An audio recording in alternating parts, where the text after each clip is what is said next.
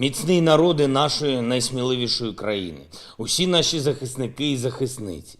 Завершився вже третій місяць нашої оборони. Це великий термін, якого не передбачали провідні розвідки світу, цього навіть не допускали наші вороги. І це те, що спонукає світ зовсім по-іншому дивитись на нашу землю, на Україну.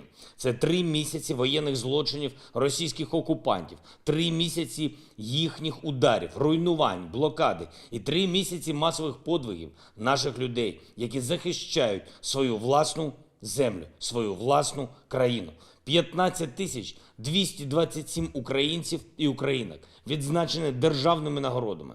З них 12 тисяч 550 військовослужбовців Збройних сил України, 1801 воїн Нацгвардії, 205 прикордонників, 182 поліцейських, 167 працівників Служби безпеки України, 138 представників Державної служби з надзвичайних ситуацій, 99 воїнів Головного управління розвідки, 38 працівників Держспецзв'язку, а ще працівники управління Держохорони, Служби зовнішньої розвідки, НАБУ, ДБР і Служби судової охорони, які також зробили внесок у нашу оборону.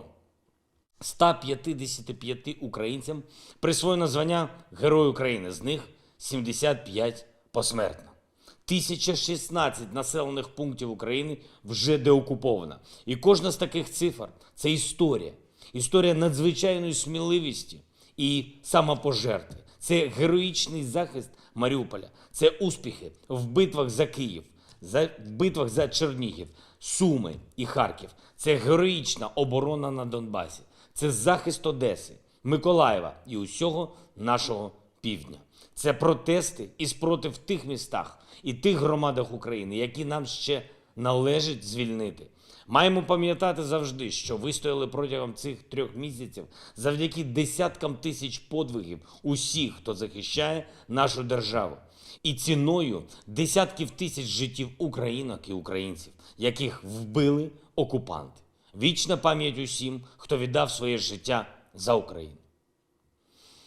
Сьогодні з Росії прозвучала чергова абсолютно неадекватна заява про те, що вони нібито спеціально пригальмовують наступальні дії. Що ж, після 3 місяців пошуку пояснення, чому їм не вдалося зламати Україну за 3 дні, вони не придумали нічого краще, ніж стверджувати, буцімто так і планували. Майже 30 тисяч убитих російських солдатів, більше 200 збитих літаків, тисячі втрачених російських танків, бронемашин та їхньої іншої техніки. Майже повністю витрачений російський боєзапас ракет. І це вони хочуть перекрити брехнею про те, що нібито воюють не на повну силу. Жалюгідно. І настане час, коли вони самі це визнають. Зараз на Донбасі ситуація вкрай складна. Фактично туди для наступу кинута уся потуга російської армії, яка у них ще залишилась. Лиман, Попасна, Сєвєродонецьк, Слов'янськ. Окупанти хочуть зруйнувати там все. Але у перехватах їхніх розмов ми чуємо, що вони прекрасно усвідомлюють, ця війна для Росії не має сенсу. І що стратегічно у їхньої армії немає шансів. Але потрібен час і ще дуже багато надзвичайних зусиль нашого народу, щоб переломити їхню перевагу у кількості техніки і озброєнь. Я вдячний усім партнерам України, які допомагають.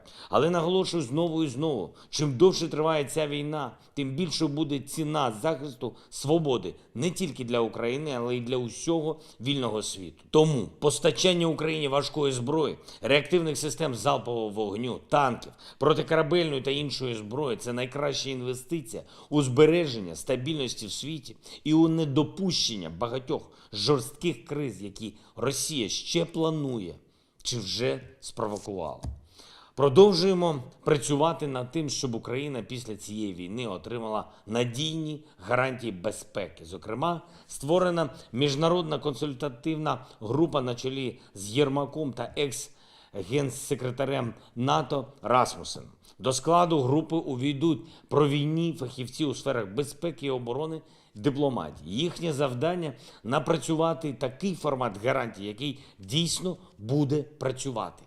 Причому працюватиме не кілька місяців або років, а протягом життя багатьох поколінь наших українців. Говорив сьогодні з президентом Європейської ради Шарлем Мішелем.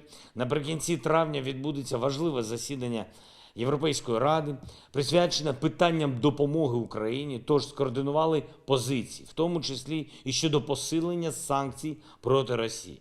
Також говорив з прем'єр-міністром Канади Джастіном Трюдо, передусім про оборонну підтримку України, про подальшу політичну взаємодію і надання нашій державі усього обсягу допомоги, зокрема фінансової, яка так необхідна, щоб подолати окупантів.